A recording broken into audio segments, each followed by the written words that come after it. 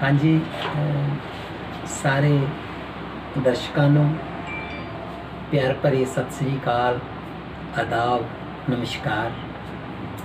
ਅੱਜ ਅਸੀਂ ਸਾਡੇ ਬਹੁਤ ਹੀ ਪਿਆਰੇ, ਬੜੇ ਸਤਿਕਾਰਯੋਗ ਤੇ ਬਹੁਤ ਅੱਛੇ ਲੇਖਕ ਜਿਹੜੇ ਕਿਸੇ ਜਾਣ ਪਹਿਚਾਣ ਦੇ ਮੁਤਾਜ ਨਹੀਂ ਹਨ, ਪੰਜਾਬੀ ਗੀਤਕਾਰੀ ਦੇ ਵਿੱਚ ਜਿਨ੍ਹਾਂ ਨੇ ਬੜਾ ਅੱਛਾ ਨਾਮਣਾ ਖੱਟਿਆ, ਮੇਰੀ ਮੁਰਾਦ ਹੈ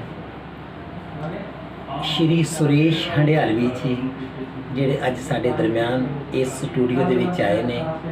ਸੋ ਉਹਨਾਂ ਨਾਲ ਕੁਝ ਕੁ ਗੱਲਾਂ ਉਹਨਾਂ ਦੇ ਜੀਵਨ ਬਾਰੇ, ਉਹਨਾਂ ਦੀਆਂ ਲਿਖਤਾਂ ਬਾਰੇ ਤੇ ਉਹਨਾਂ ਦਾ ਪਰਿਵਾਰਕ ਪਿਛੋਕੜ ਤੇ ਕਿਵੇਂ ਸਾਹਿਤ ਦੀ ਚੇਟਕ ਲੱਗੀ ਤੇ ਜੋ ਸਾਹਿਤਕਾਰਾਂ ਨੂੰ ਉਹਨਾਂ ਨੇ ਵਾਚਿਆ, ਪੜ੍ਹਿਆ ਤੇ ਉਹਦੇ ਸੰਬੰਧ ਦੇ ਵਿੱਚ ਸਾਰੀਆਂ ਗੱਲਾਂ ਬਾਤਾਂ ਅਸੀਂ ਅੱਜ ਉਹਨਾਂ ਦੇ ਨਾਲ ਕਰਾਂਗੇ। ਸੋ ਮਿਲੋ ਸੁਰੇਸ਼ ਹੰਡਿਆਲਵੀ ਜੀ। ਸਤਿ ਸ੍ਰੀ ਅਕਾਲ ਸਾਰਿਆਂ ਨੂੰ ਜੀ। ਸਭ ਤੋਂ ਪਹਿਲਾਂ ਤਾਂ ਖੁਦਾ ਦੀ ਖੁਦਾਈ ਵਾਂਗ ਖੁਦਾ ਦਾ ਰੂਪ ਲੱਗਣ ਵਾਲੇ ਮੇਰੇ ਸਾਰੇ ਸ਼ੁਭਚਿੰਤਕ ਵੀਰਾਂ ਦਾ, ਪੱਤਰਕਾਰ ਵੀਰਾਂ ਦਾ ਤੇ ਮੇਰੇ ਪਿਆਰੇ ਵਿਦਿਆਰਥੀਆਂ ਦਾ, ਜਿਨ੍ਹਾਂ ਨੇ ਮੈਨੂੰ ਆਮ ਤੋਂ ਖਾਸ ਬਣਾਇਆ ਤੇ ਉਸ ਖੁਦਾ ਦਾ ਸ਼ੁਕਰਗੁਜ਼ਾਰ ਕਰਦਾ ਹਾਂ ਜਿਨ੍ਹਾਂ ਨੇ ਮੈਨੂੰ ਤੁਹਾਡੇ ਰੂਬਰੂ ਕਰਾਇਆ। ਸਭ ਤੋਂ ਪਹਿਲਾਂ ਸਤਿ ਸ੍ਰੀ ਅਕਾਲ। ਮੈਂ ਤੁਹਾਡਾ ਆਪਣਾ ਪਰਮਜੀਤ ਪੱਪੂ ਕੋਟਤੁੰਨਾ। ਸੋ ਸਾਡੇ ਸਤਿਕਾਰਯੋਗ ਸ਼ਾਇਰ, ਗੀਤਕਾਰ ਸੁਰੇਸ਼ ਹੰਡਿਆਲਵੀ ਜੀ ਨਾਲ ਕੁਝ ਵਿਚਾਰ ਕਰਨ ਲੱਗੇ ਹਾਂ, ਉਹਨਾਂ ਦੇ ਜੀਵਨ ਸੰਬੰਧੀ ਕੁਝ ਕੁਐਸਚਨ ਪੁੱਟ ਕਰਨ ਲੱਗੇ ਹਾਂ। ਇੱਕ ਬੜੇ ਮਹਾਨ ਵਿਦਵਾਨ ਕਰਮਚੰਦ ਜੀ ਅਰੋੜਾ, ਉਹਨਾਂ ਦੇ ਬੜੇ ਪਿਆਰੇ ਦੋ ਲਫ਼ਜ਼ ਲਿਖੇ ਹੋਏ ਨੇ, ਸ਼ਬਦ ਲਿਖੇ ਹੋਏ ਨੇ। ਉਹ ਕਹਿੰਦੇ, ਸ਼ਾਇਦ ਸ਼ਾਇਰ ਆਖਦੇ ਪਤਾ ਨਹੀਂ ਸ਼ਾਇਰ ਕੌਣ ਹੁੰਦੇ, ਪਰ ਸ਼ਾਇਰ ਹੁੰਦੇ ਸਾਰ ਤਿੰਨ ਲੋਕ ਦੀ ਪਛਾਣਦੇ। ਸ਼ਾਇਰੀ ਵੀ ਕਰਨ ਤੇ ਰਹਿਣ ਭਾਵੇਂ ਦੁਨੀਆ 'ਚ, ਪਰ ਅੰਦਰੋਂ ਸਵਰਗਾਂ 'ਚ ਬੈਠੇ ਮੌਜਾਂ ਮਾਣਦੇ। ਭੇਦ ਭਗਵਾਨ ਅਤੇ ਸ਼ਾਇਰਾਂ ਦੇ ਵਿੱਚ ਕੀ ਹੈ, ਉਹ ਪਾ ਕੇ ਗਿਆਨ ਵਰਖਾ ਘੜੀ 'ਚ ਤੰਬੂ ਤਾਣਦੇ। ਲੈ ਗਏ ਸਿਆਣੇ ਛੱਜ ਨਾਲ ਛੰਡ ਕੇ ਕਰਮ ਚੰਦਾ, ਤੇ ਤੇਰੇ ਜਿਹੇ ਛਾਨਣੇ ਸਰੋਤੇ ਰੇਤ ਛਾਣਦੇ।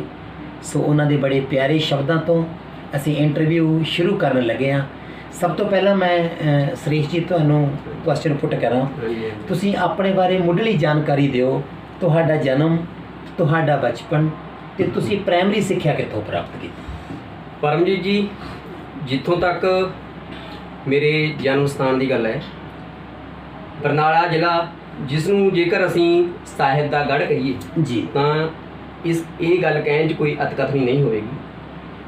ਜ਼ਿਲ੍ਹਾ ਬਰਨਾਲਾ ਦਾ ਕਸਬਾ ਪਿੰਡ ਹੰਡਿਆਇਆ ਜੀ, ਜਿੱਥੇ ਅੱਜ ਕੱਲ੍ਹ ਮੈਂ ਰਹਿ ਰਿਹਾ ਹਾਂ ਤੇ ਉੱਥੇ ਮੇਰਾ ਜਨਮ ਹੋਇਆ। ਜਿੱਥੋਂ ਤੱਕ ਮੇਰੀ ਐਜੂਕੇਸ਼ਨ ਦੀ ਗੱਲ ਹੈ, ਮੈਂ ਪ੍ਰਾਇਮਰੀ ਤੇ ਹਾਇਰ ਐਜੂਕੇਸ਼ਨ ਸਰਕਾਰੀ ਸੀਨੀਅਰ ਸੈਕੰਡਰੀ ਸਕੂਲ ਹੰਡਿਆਇਆ ਤੋਂ ਪ੍ਰਾਪਤ ਕੀਤੀ ਜੀ। ਇਸ ਤੋਂ ਬਾਅਦ ਉਚੇਰੀ ਸਿੱਖਿਆ ਦੇ ਲਈ ਪਲੱਸ 2 ਦੇ ਲਈ ਮੈਂ Gandhi Arya senior secondary school Barnala ਵਿੱਚ ਦਾਖਲਾ ਲਿਆ। ਉਸ ਤੋਂ ਬਾਅਦ ਐਸਟੀ ਕਾਲਜ ਬਰਨਾਲਾ ਦੇ ਲਈ ਬੀਕੌਮ ਦੇ ਲਈ ਮੈਂ ਦਾਖਲਾ ਲਿਆ। ਤੇ ਜਿੱਥੋਂ ਤੱਕ ਮੇਰੀ ਪੋਸਟ ਗ੍ਰੈਜੂਏਸ਼ਨ ਦਾ ਸਵਾਲ ਹੈ ਜੀ, ਇਸ ਤੋਂ ਬਾਅਦ HP ਯੂਨੀਵਰਸਿਟੀ ਸ਼ਿਮਲਾ ਸਮਰ ਹਿੱਲ, ਤੇ ਉੱਥੇ ਜਾ ਕੇ ਮੈਂ MA ਇੰਗਲਿਸ਼ ਜੀ ਦੀ ਵਿੱਦਿਆ ਹਾਸਲ ਕੀਤੀ, ਯਾਨੀ ਕਿ ਪੋਸਟ ਗ੍ਰੈਜੂਏਸ਼ਨ ਤੱਕ ਮੇਰੀ ਵਿੱਦਿਆ ਹਾਸਲ ਹੈ। ਦੇਖੋ, ਇੰਗਲਿਸ਼ ਦਾ ਲਿਟਰੇਚਰ ਸੱਚਮੁੱਚ ਬਹੁਤ ਮਹਾਨ ਹੈ, ਇਹ 'ਚ ਕੋਈ ਸ਼ੱਕ ਨਹੀਂ। ਤੇ ਤੁਸੀਂ ਉਸ ਤਾਲੀਮ ਨੂੰ ਹਾਸਲ ਕੀਤਾ, ਸੋ ਵਧਾਈ ਦੇ ਪਾਤਰ ਹੋ। ਆਮ ਤੌਰ 'ਤੇ ਲੇਖਕ ਇੰਨੀ ਉੱਚੀ ਸਿੱਖਿਆ ਨਹੀਂ ਗ੍ਰਹਿਣ ਕਰਦੇ, ਤੇ ਤੁਸੀਂ ਇਸ ਪੱਖ ਤੋਂ ਮਾਲਕ ਨੇ ਕਿਰਪਾ ਕਰੀ ਹੈ, ਬਹੁਤ ਖੁਸ਼ੀ ਦੀ ਗੱਲ ਹੈ। ਅਗਲੀ ਗੱਲ ਮੈਂ ਕਰਾਂ ਵੀ ਤੁਹਾਨੂੰ ਸਾਹਿਤ ਦੀ ਚੇਟਕ ਹੈ ਜਿਹੜੀ, ਉਹ ਕਿੱਥੋਂ ਤੇ ਕਿਵੇਂ ਲੱਗੀ? ਤੁਸੀਂ ਲਿਖਣਾ ਕਦੋਂ ਤੋਂ ਸ਼ੁਰੂ ਕੀਤਾ? ਬਹੁਤ ਵਧੀਆ ਕੁਐਸਚਨ ਪਰਮਜੀਤ ਜੀ। ਦੇਖੋ, ਜਿੱਥੋਂ ਤੱਕ ਕਹਿੰਦੇ ਹੁੰਦੇ ਆ ਵੀ ਇਹ ਇੱਕ ਪਰਮਾਤਮਾ ਵੱਲੋਂ ਇੱਕ ਤਾਂ ਦੇਖੋ ਗੋਡ ਗਿਫਟਡ ਹੁੰਦਾ ਜੀ, ਜੋ ਮਤਲਬ ਕਲਾ ਬਖਸ਼ੀ ਜਾਂਦੀ ਹੈ, ਪਰੰਤੂ ਇਹ ਮੈਂ ਦਰਸ਼ਕਾਂ ਨੂੰ ਜ਼ਰੂਰ ਦੱਸਣਾ ਚਾਹੂੰਗਾ ਵੀ ਮੈਨੂੰ यानी कि ਸਾਹਿਤ ਦੀ ਲਿਖਣ ਦੀ ਚੇਟਕ ਕਿਵੇਂ ਲੱਗੀ। ਦੇਖੋ ਮੇਰੇ ਦਾਦਾ ਜੀ ਪੰਡਿਤ ਵਾਸਦੇਵ ਸ਼ਰਮਾ ਜੀ ਜੋ ਕਿ ਮਤਲਬ ਸੰਸਕ੍ਰਿਤ ਦੇ ਬਹੁਤ ਮਾਹਰ ਸਨ ਤੇ ਉਹ ਕਵੀਸ਼ਰੀ ਵਗੈਰਾ ਕਰਦੇ ਰਹਿੰਦੇ ਸੀ ਜੀ। ਤੇ ਉਹ ਉਹਨਾਂ ਨੇ 1-2 ਕੈਸਟਾਂ ਵੀ ਕਰੀਆਂ ਸੀ, ਹਰੀ ਸਿੰਘ ਨਲੂਏ ਤੇ ਕੀਤੀ ਸੀ, ਰਾਜਾ ਹਰੀਸ਼ ਚੰਦਰ ਤੇ ਕੀਤੀ ਸੀ। ਜਦੋਂ ਉਹ ਕੈਸਟਾਂ ਕਰਦੇ ਸੀ ਜੀ ਮੈਂ ਛੋਟਾ ਜਿਹਾ ਹੁੰਦਾ ਸੀ ਤੇ ਮੈਂ ਉਹਨਾਂ ਨੂੰ ਦੇਖਦਾ ਰਹਿੰਦਾ। ਪਹਿਲਾਂ ਅੱਜ ਕੱਲ੍ਹ ਤਾਂ ਜਾਣੀ ਕਿ ਸੀਡੀ ਵਗੈਰਾ ਚੱਲ ਪਿਆ, ਪਹਿਲਾਂ ਦੂਜੀਆਂ ਕੈਸਟਾਂ ਆਉਂਦੀਆਂ ਹੁੰਦੀਆਂ ਸੀ, ਜਾਣੀ ਕਿ ਐਂ ਲਾ ਲਓ ਵੀ 1990-95 ਦੀ ਗੱਲ ਹੈ। ਤੇ ਉਹਨਾਂ ਨੇ ਜਦੋਂ ਕਵਿਸਤਰੀ ਕਰਨੀ, ਪਰੰਤੂ ਇੱਕ ਗੱਲ ਜ਼ਰੂਰ ਹੈ, ਉਹਨਾਂ ਨੂੰ ਮੇਰੀ ਕਲਾ ਦਾ ਹੁਨਰ ਜ਼ਰੂਰ ਪਤਾ ਸੀ। ਫਿਰ ਉਦੋਂ ਬਾਅਦ ਜਦੋਂ ਉਹ ਕੈਸਟਾਂ ਕਰਦੇ ਸੀ ਤੇ ਮੈਂ ਉੱਥੇ ਮਤਲਬ ਕਹਿੰਦੇ ਹੁੰਦੇ ਨਾ ਦ੍ਰਿੜ ਨਿਸ਼ਚਾ ਕਰ ਲਿਆ ਵੀ ਮੈਂ ਵੀ ਕੁਛ ਕਰਾਂ। ਹੁਣ ਤਾਂ ਬੰਦੇ ਨੂੰ ਹਾਲਾਤ ਕਰਵਾ ਦਿੰਦੇ ਨੇ, ਠੀਕ ਹੈ ਨਾ, ਮਤਲਬ ਜੋ ਕੁਝ ਲਿਖਦਾ ਹੈ। ਤੇ ਜਦ ਫਿਰ ਮੈਂ ਸੋਚਿਆ, ਇਸ ਤੋਂ ਬਾਅਦ ਸਾਡੇ ਹੰਡਿਆਏ ਸਾਹਿਤ ਸਭਾ ਹੋਈ ਸੀ, ਓਮ ਪ੍ਰਕਾਸ਼ ਗਾਸੋ ਜੀ ਉਹਨਾਂ ਨੂੰ ਸਾਰੇ ਜਾਣਦੇ ਨੇ। ਤੇ ਉਹ ਐਸਟੀ ਕਾਲਜ ਬਰਨਾਲਾ ਦੇ ਵਿੱਚ ਸਾਨੂੰ ਪੰਜਾਬੀ ਵੀ ਟੀਚ ਕਰਦੇ ਸੀ ਜਦੋਂ ਮੈਂ ਬੀਕਾਮ 95-96 ਵਿੱਚ ਬੀਕਾਮ ਕਰਦਾ ਸੀ।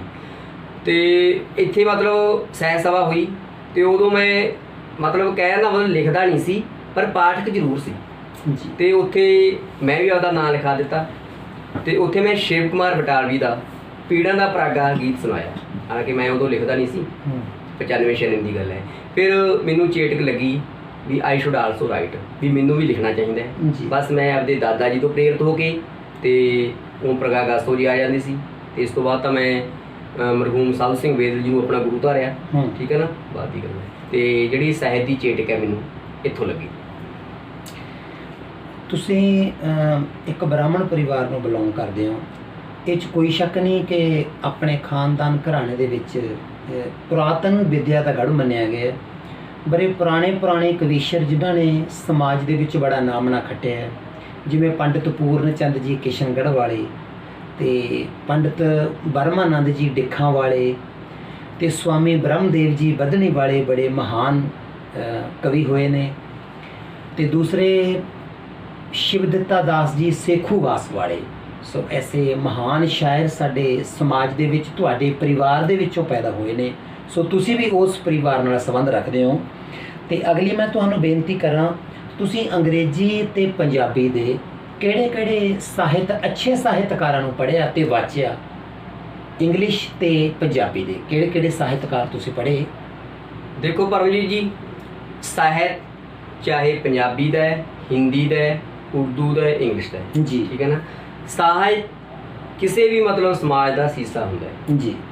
ਰਾਈਟਰ ਜੋ ਕੁਝ ਮਤਲਬ ਦੇਖਦਾ ਹੈ, ਮਤਲਬ ਉਹਦੇ ਨਾਲ ਵਾਪਰਦਾ ਹੈ, ਉਹੀ ਆਪਣੀ ਮਤਲਬ ਕਰਮ ਦਾ ਹਾਸਾ ਦੇ ਦਿੰਦਾ ਹੈ। ਹਾਂਜੀ। ਜਿੱਥੇ ਤੱਕ ਕਵੀਆਂ ਦੀ ਗੱਲ ਹੈ, ਮੈਂ ਦਰਸ਼ਕਾਂ ਨੂੰ ਇੱਕ ਗੱਲ ਜ਼ਰੂਰ ਦੱਸਣੀ ਚਾਹੁੰਦਾ, ਆਈ ਨੈਵਰ ਕਾਪੀਡ ਆਫ ਅਦਰ ਜੀ। ਮੈਂ ਜ਼ਿੰਦਗੀ 'ਚ ਕਦੇ ਕਿਸੇ ਦੀ ਕਾਪੀ ਨਹੀਂ ਕੀਤੀ ਤੇ ਨਾ ਕਰਾਂਗਾ ਜੀ। ਤੇ ਜਿਹੜੇ ਮੈਂ ਰਾਈਟਰਾਂ ਨੂੰ ਮਤਲਬ ਪੜ੍ਹਿਆ ਵਾਚਿਆ ਉਹ ਮੈਂ ਤੁਹਾਨੂੰ ਦੱਸ ਰਿਹਾ।